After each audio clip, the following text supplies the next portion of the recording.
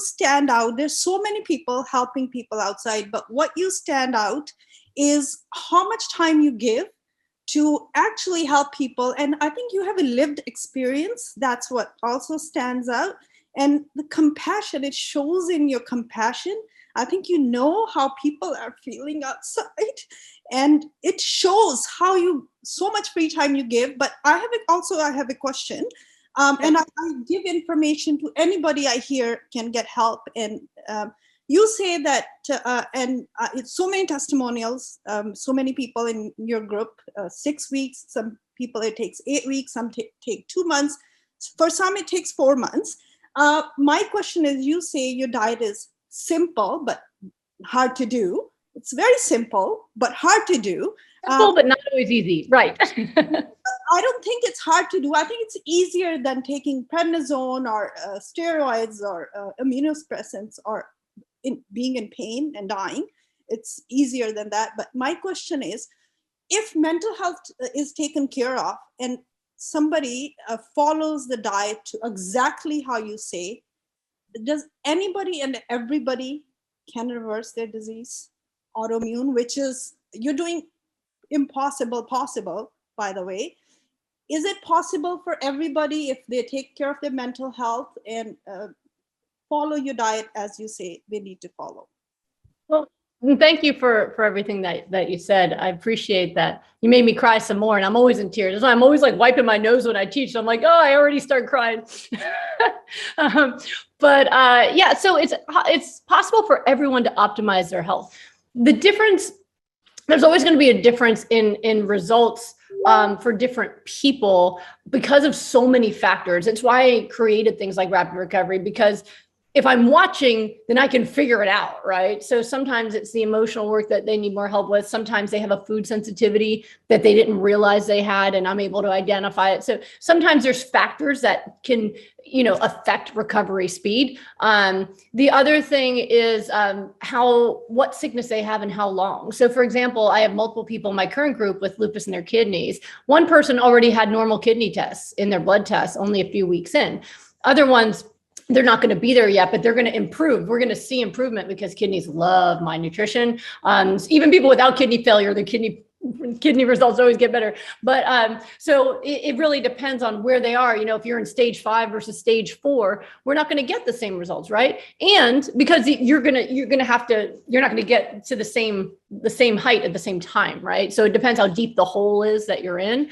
The other thing that can affect recovery is damage, right? So for example, if someone has kidney failure or lung failure, they may never get to normal. Like we had someone in a recent group that he was on oxygen after COVID, and it had destroyed his lung tissue. And they said he was going to have to stay on oxygen. Well, by the end of the group, he no longer needed to be on oxygen just all the time, just after exercise. So he wasn't perfect. It wasn't like COVID never happened, but it still was a miracle. And actually someone else in his group got off the lung transplant list for lupus in his lungs, but that was a separate guy, right? So here's 2 people with lung issues. One is off the transplant list because his lungs are so much better. One's off oxygen, which is great news, right? But not perfect yet. So the goal really is to get you healing as quickly as your body can, and then deal with any issues that come up. So what I've seen in general is if people are really happy and they love their life, they love their work, they're in a healthy relationship, they get better really quickly. We had a lady in my group who lived at the beach, nice if you can do it, right?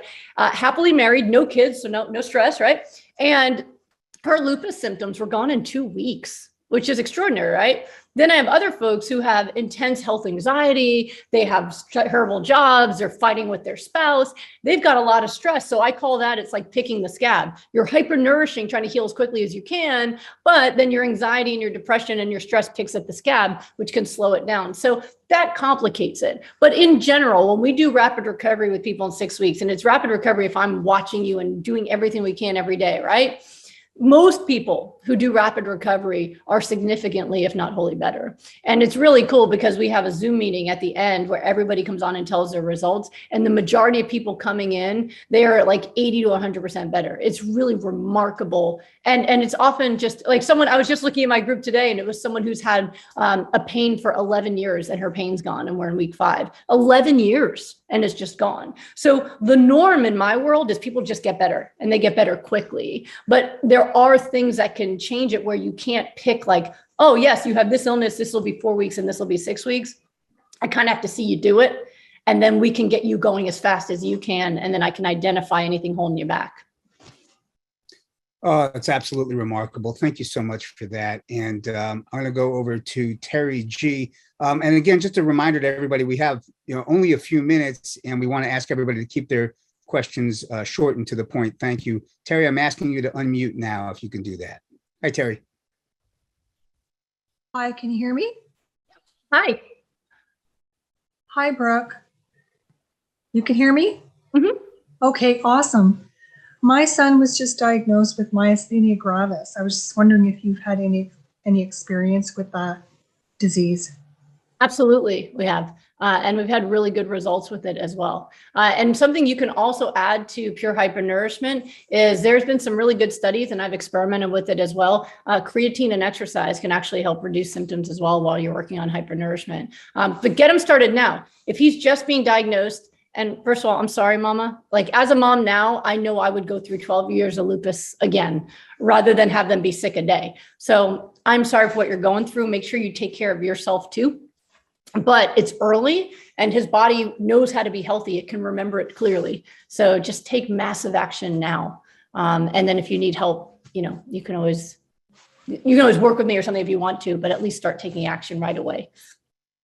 Thanks very much, Doctor, for that. And let's go to Carrie P. Hi, Carrie. Oh, Carrie, I'm going to unmute you, okay? Hang on. Hi, Carrie. Hi, you can hear me? We can, Hi. thank you. Okay, fantastic. Oh, so many questions. Thank you so much. I love you so much, Dr. G. Let me ask you, though, I guess people dealing with lots of weight to lose, like 150 pounds to lose, diabetes, autoimmune, the whole kit and caboodle. I know your recommendations, the omega-3s and how that all works. So taking the 1 cup of the flax or the chia, will you still be able to lose weight in doing that as well? I guess just if you could speak to reversing, losing the weight and diabetes, that would be great. Thank you.